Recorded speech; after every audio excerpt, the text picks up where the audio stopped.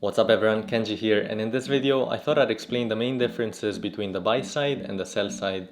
So if you've ever recruited for a finance oriented role, you've probably come across these terms being thrown around.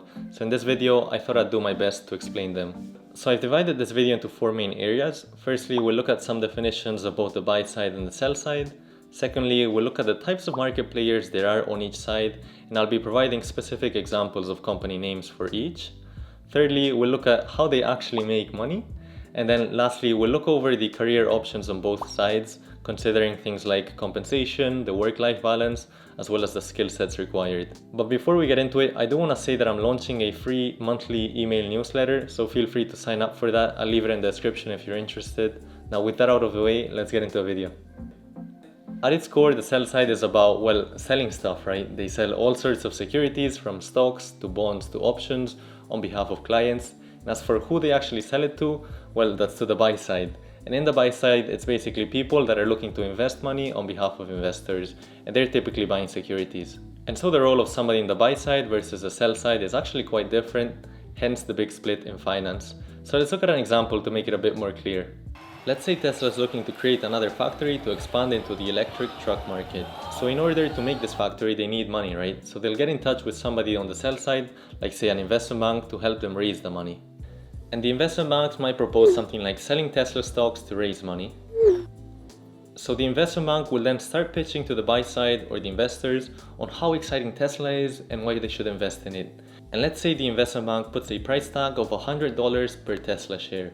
And so the buy side will hopefully get excited by this opportunity and say decide to invest by buying 250 shares in Tesla. And so Tesla will receive the money from the investors, in this case 250 shares times $100, so that would be $25,000 in exchange for the shares. And for these services, the investment bank will actually take a commission for helping Tesla raise the money. And as you can probably tell in this example, the buy side and the sell side actually depend on each other, right? If one of them is not doing well for whatever reason, then the other one's bound to suffer as well. So simply put, the buy side is about managing clients' money, so things like how to invest the money, how to grow the money, or how to mitigate the risk while investing. While on the other hand, in the sell side, it's about raising money for companies or clients in this case, by selling things like bonds, stocks, and other securities. At the same time, there's another service which has to do with advising clients, so these might be things like mergers and acquisitions.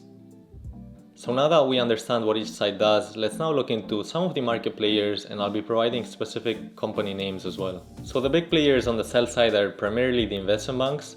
There's also other players like commercial banks or brokers, but to be honest, they don't really refer to themselves as buy side or sell side. As for the big names within the investment banks, there's Goldman Sachs, JP Morgan, and Morgan Stanley. If you want a more extensive list, you can easily do a Google search and you'll find many more, obviously. As for the brokers, I'd say Fidelity as well as Charles Schwab are some of the main ones. And lastly, looking at commercial banks, say Chase is a big one in the US, or Barclays could be a big one in the UK as well. On the buy side though, you do have a lot more players, so these include asset managers, private equity funds, hedge funds, venture capital funds, and many more that I'm not really gonna get into.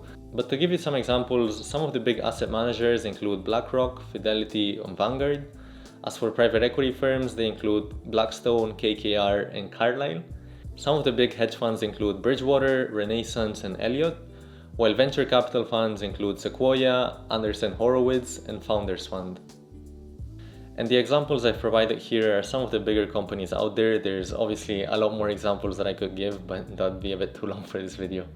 What's quite confusing is that investment banks don't just do sell side, they actually also have asset management divisions within the investment bank.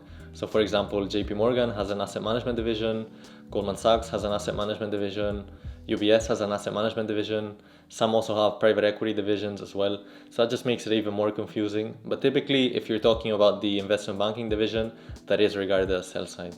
So how they make money, and as you can imagine, this being the finance industry, both the buy side and the sell side have the primary goal of making money, right? For the buy side, there's really two main ways that they make money: performance fees and management fees.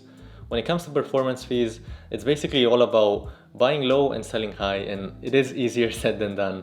So let's look at an example.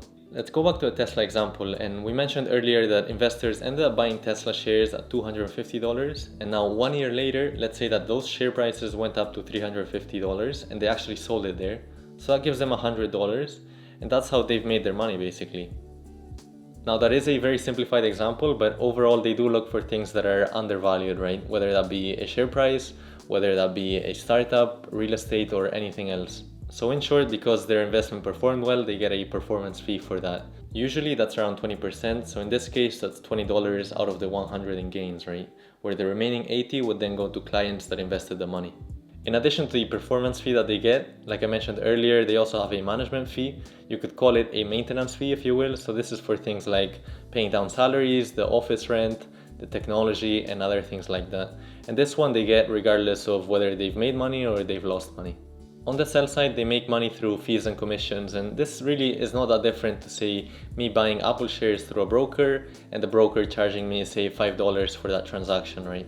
Basically, the more they sell, the more money they make. So it's kind of in their interest to try to sell as many products as possible and try to reach as many clients as possible, right? That's also why they're sometimes too aggressive and they get caught up in controversial positions, like what might be the 2008 financial crisis, right? Where Lehman Brothers, which was a leading investment bank at the time, ended up going bankrupt. Alright, let's now look into career options on both sides. Now, if you're looking for entry-level roles, they're a lot more common on the sell side. So things like investment banking, sales and trading, or equity research could be some examples of those. Generally, all the major investment banks out there will offer these positions for entry-level as well as for internships. As for the buy side, companies typically look for people with a couple years of experience, something like 2 to 4 years. And that experience could be at a place like an investment bank, a broker, or a big four, for instance. So a common path would be to say do 2 years in investment banking and then make the switch to a private equity fund on the buy side, right? That said, it is possible to get into the buy side straight out of college, so with no experience basically. Examples of companies that do recruit for entry-level roles include Blackstone as well as KKR, but they are quite competitive and they're a lot more rare than the sell side.